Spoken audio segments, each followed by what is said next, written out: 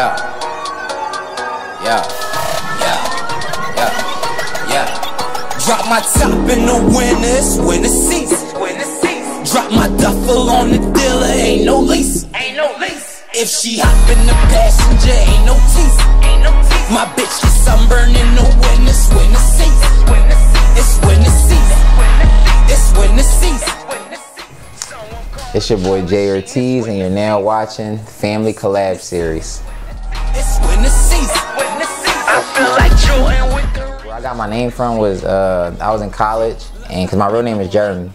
But I was in college and I went by that name. Like when I was a radio host, I was a DJ. Like I was like a disc jockey on a radio station. And my name was Dr. J. But I started rapping while I was doing it. And when I was rapping, they were just like, you need a name that's more like personable. It's like gotta be like, you can kind of, you know, brand it yourself. You know, Dr. J is obviously the basketball player already. And I was just like, I was trying to figure out what it was going to be, and I was thinking so hard on it. But then the funny part is, once I figured it out, it was the most simplest thing. So I'm Puerto Rican and black. Like my mother's Puerto Rican and my dad is African American black. Actually, yes, that actually incorporates in my sound a lot. Philly, I feel like I mention it in every song. I gotta stop. I'm like going hard, but yeah, Philly is like the biggest thing to me. You know, growing up listening to people like Meek and Beanie Sigel and Cassidy, and even like people like the street rappers like Joey Jihad and NH, just all kind of stuff like that back in the day. And then, you know, as far as the Puerto Rican side goes, you got people like Big Pun. That's my inspiration. That's my favorite rapper of all time.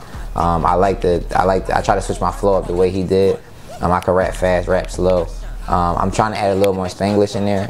That's more of me. I gotta learn it. I grew up, like my stepbrothers is black, all my friends was black, so I ain't really had to talk too much Spanish. I just write stories in my head, and I mean, as far what I mean in my head is I write them down, but there's no beat. Like I just kind of write the story to a tempo in my head, and then when I get with a producer that I feel like sees what I'm trying to create, I tell them, you know what I'm saying, I kind of give them the energy. They know the speed of the song after I say it to them, and I mean, we just build the beat around it. I get the whipping some shit, foreign the whipping a bitch. God damn. Came from the hood, I was inside this hood, they never gon' change. Came from the hood, I'm in the hood, they never gon' change. God damn. I get to talk to my shit, then I'll be taking your bitch. God. The feeling of being on stage and performing is like no other. To be able to just kind of command a bunch of people that don't know me from a can of paint, and I could tell them what to say and they say it, and then or when I go up there and I think that I have to tell them what they say, but they beat me to the punch.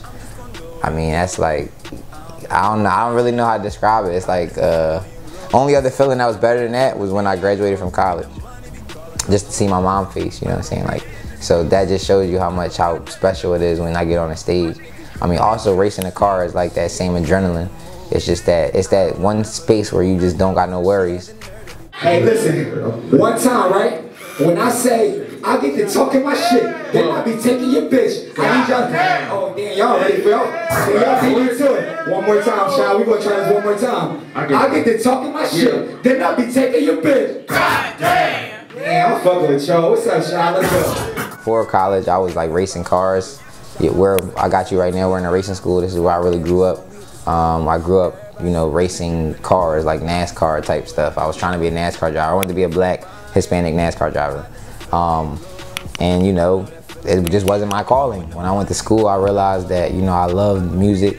I loved just the entertainment as far as like being on the radio. I loved being able to speak. I loved, you know, controlling a crowd. Then once I got on the stage, shit, that was it. Like, better respected, the squad is dangerous. School of hard knocks, but we graduated. Women is bad and that body bang. And shit on you fast and no potty train. Yeah, I had to make a decision to get it up. To have something like that, somebody like Breezy in your corner, like people don't understand, she thorough, you know what I'm saying? Like, I've been around her when she was broke, and I've been around her when she got money, and it's just the same person. Like, I don't really know what anybody else could say, but I just know as far as, you know, my experience. And she really, she let me know that it exists. You feel me? And that's what it's about. It's just about being around that energy and knowing that you can be successful. Like, I've watched her when she was hurting, you know what I'm saying? And I've watched her when she could buy anything she wants. Rapped, so you know what I'm saying. We always seen eye to eye with music, and you know, we were doing shows out there. Like she would have shows, and she would have me hype man, and you know, she would support any shows that I had, and you know, she just blew. She just blew, and I'm just nothing but proud. When it comes to cooking, you know, I call myself Cocinero Jeremy. That just means Chef Jeremy. I'm planning on opening my first restaurant in Philadelphia within a year.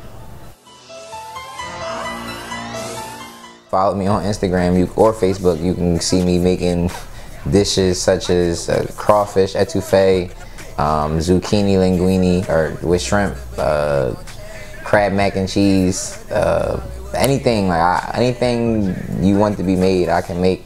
I just don't eat meat per se. Like I'm a pescatarian, so I don't eat like chicken, beef, pork, turkey. I don't eat none of that stuff. I eat fish, so I cook a lot of stuff that involves seafood. Just Cheese Brothers on Sports.